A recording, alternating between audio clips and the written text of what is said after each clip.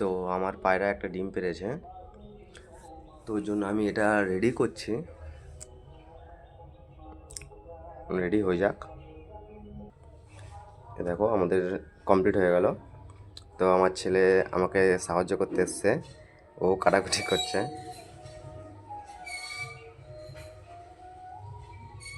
চলো এটা আবার নিয়ে গিয়ে বসাই।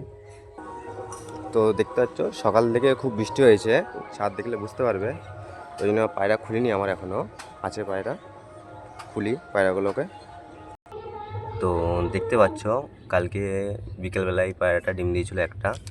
আমি ডিমটাকে চেঞ্জ করেছিলাম, ওই জন্য আমি নকল ডিম দিয়ে রেখেছি যাতে দুটো ডিম একসাথে হয়। ডিমটা তুলে গেছি, এখন ডিমটাকে নিয়ে সরাটাই রাখবো এভাবে সেট করে, আর এইটা এক কোণে রেখে দেবো, আর নিচে কিছু দিয়ে দেবো। এই যে আমি এবার বসে দিলাম ভালো করে ফিট করে। তো আরও এটার বসানোর, নকল ডিম বসানোর দুটো কারণ আছে।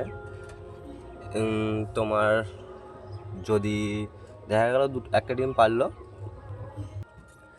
একটা ডিম পাড়ার পরে আর একটা ডিম পারতে একটু লেট হয়, একদিনের কিংবা 1.5 দিনের 2 দিনের দেরি হয়, এর মধ্যে তোমার পা দিয়ে কুচলিয়ে করা, মানে ডিমটা নষ্ট হয়ে যাওয়ার চান্স থাকে অনেক।